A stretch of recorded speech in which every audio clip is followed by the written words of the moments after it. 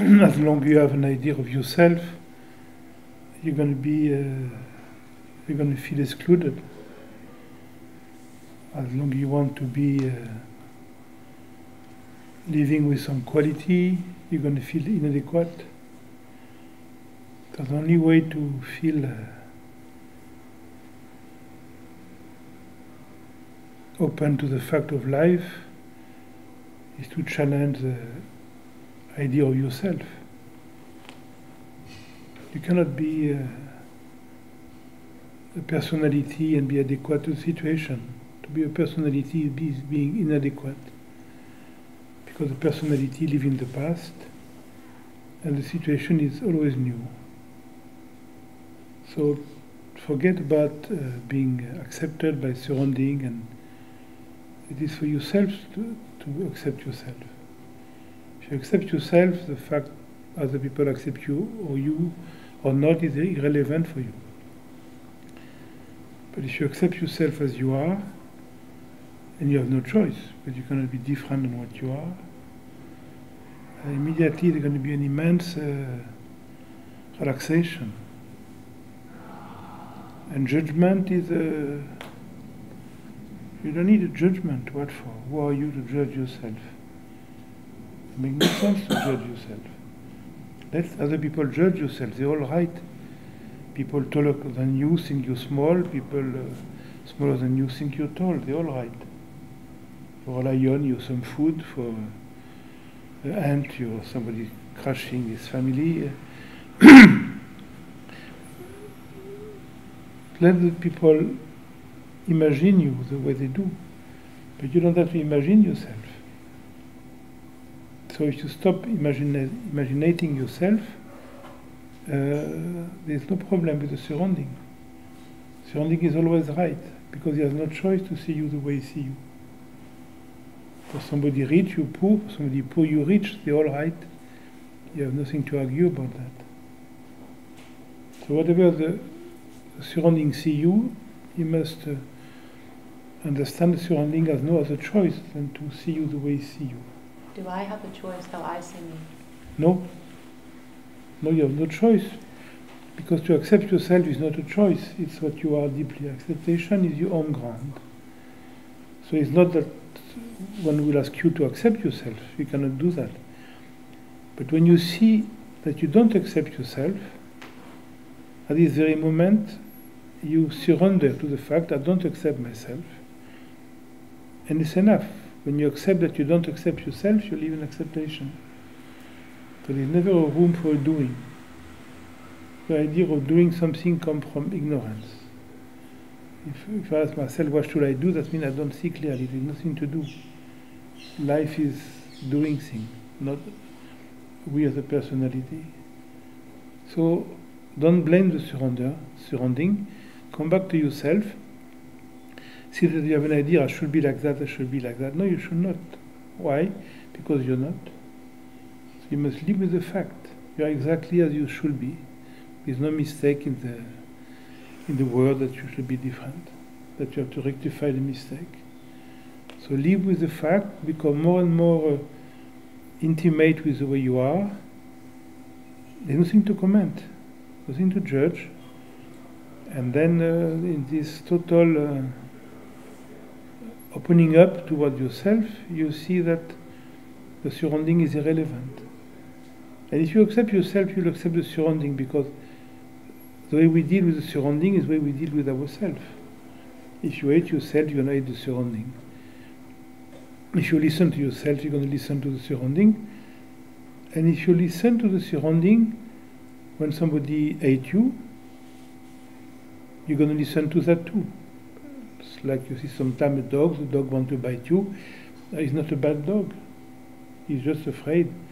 So when somebody wants to bite you, when somebody wants to rape you, he's not somebody bad, he's just somebody who don't know any other way. You may beat the dog who wants to bite you, but you cannot criticize the dog. The dog does his job. He has been trained to attack people like you. So whatever people are doing to you, they have no choice. But if you accept yourself deeply, you're going to accept them. Accept doesn't mean to say yes. If somebody wants to rape you, You may fight, you may kill the person, whatever, but you make no judgment of the rapist, because rapists have no choice. If you have the same use as the rapist, you'll be a rapist yourself. So no judgment, but no judgment on the surrounding means no judgment with yourself. As long as you hate some part of yourself, you say, I should be different, I should not be like that, I should not be jealous, I should not be reactive, then you're going to judge the neighbor. And the neighbor should not be reactive, should not be like that, and then you're going to judge the government. The government should not be like that, the president should not be like that. No, I should not be like that. I must look at myself first. So life is easy when you look at yourself. But if you want to look at the surrounding and have a good relation with the surrounding without knowing yourself, then it's hopeless. This is a purely decorative object, or it has, yes, it is purely decorative.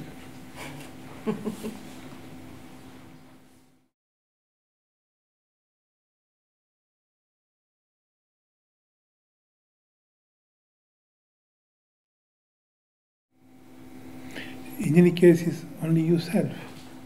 And the fact somebody loves you, hates you is irrelevant psychologically.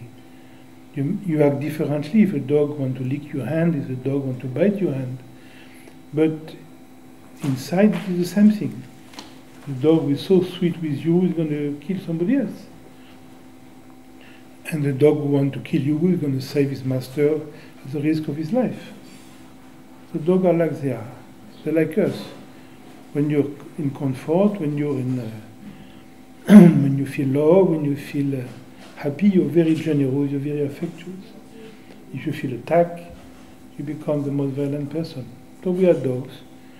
So when you see that in yourself, it's easy to see it in dogs. So you cannot criticize the dog anymore. You may beat the dog, you may kill the dog if needed, but you have nothing against the dog. It's functional. But it's all beginning with yourself. The way we deal with the surrounding is only ourselves. If you have a problem with a neighbor, that means you have a problem with yourself. Neighbor is fine.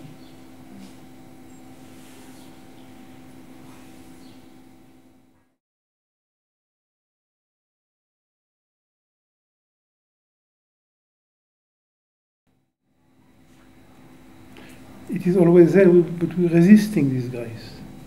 We're saying no because we want to be like this, we want to be different, we want to be more rich, we want to be more handsome, we want to be more young, we want to be more loved, we want to be. But that's so painful. Yes. So when you begin to realize how painful it is to want something, then you challenge yourself. But to see oneself is a grace. There's no maturity doesn't come from intention. You cannot do anything about it. The more you see your immaturity, more maturity comes. Maturity comes from seeing how immature you are. And that's a grace, to see oneself immature. That's a sign of maturity. But don't ever try to be mature, because that's totally immature.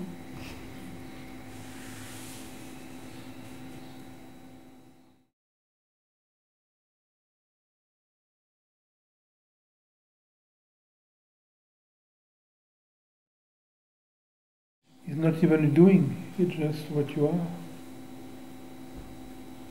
Awareness is what you are, it's not something you do. So you cannot even do that. The idea of doing is a fantasy. There's no doer. Can we know? Sorry? Can we know? No, there is knowing. There's nobody knowing. There's never any appropriation possible. The appropriation comes by memory. After the event you said, I've done it. But the doer is come after the doing. It's just representation. And the knower comes after the knowing. Yes, the knower is an idea. Idea comes after the fact.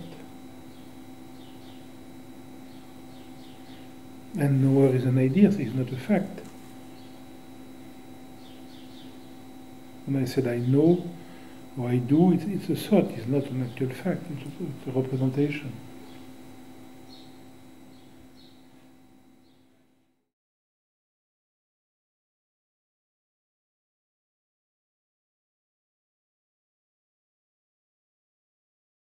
I'm not saying it is helpful.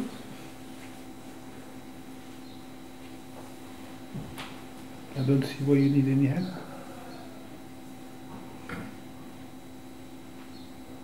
Grace happened to you through this longing.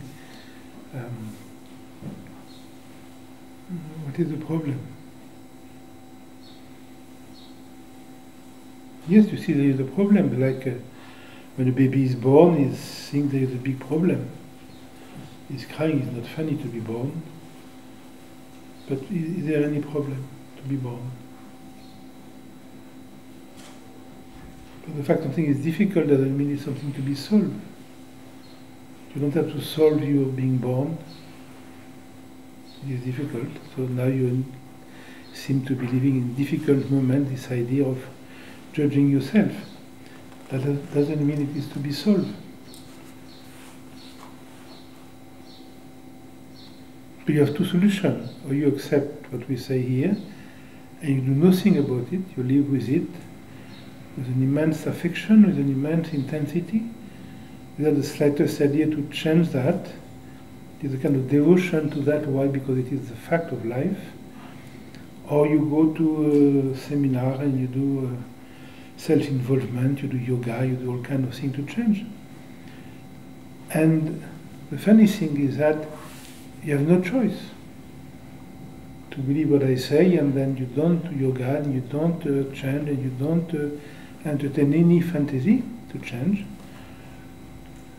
or to accept that there is nothing to do, that you have to live intimately, sensually with this fact that you constantly judge, and feeling more and more that judging is a very sweet event of life. It's very funny, it's very sweet to judge. Constantly to judge myself. I should not be like that, I should do that, I should not have been like that, I should change, and then you hate yourself because you didn't change, and then sometimes you praise yourself because you change a little, then you realize no, you didn't change totally, then you hate yourself again. It's very sweet. So you must love that more and more, and it brings you a huge sense of humor about yourself. And if you have a sense of humor about yourself, you have a sense of humor about everything. Life becomes funny. And when life becomes funny, something begin to change. Because you're not aggressed by life anymore. You're not attacked by life. Things are what they are. People are the way they are. You are what you are. It's a kind of peaceful realm. But it's not of your choice.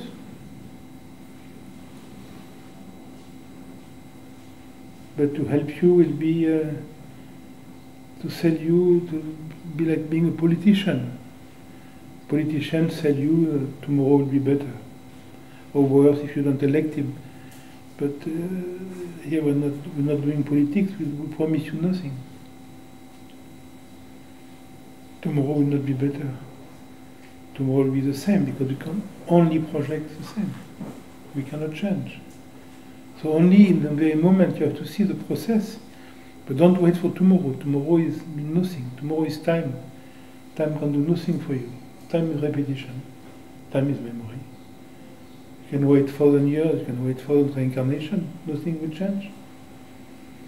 Look at the Tibetan Buddhists, they reincarnate constantly, nothing changes. You cannot wait any second. It is only in this intensity in the moment that something happens. It can never be tomorrow. So to give you some help, to give you some advice, will be believing in time. There will be sacrilege according to the tradition. It will be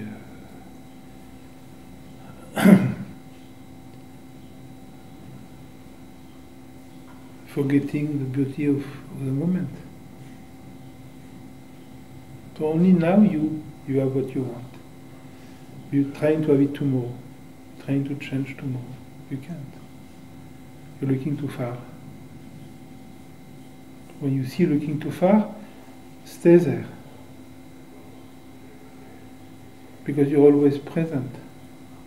Even when you're looking too far, you're not far. You can only be in this presence.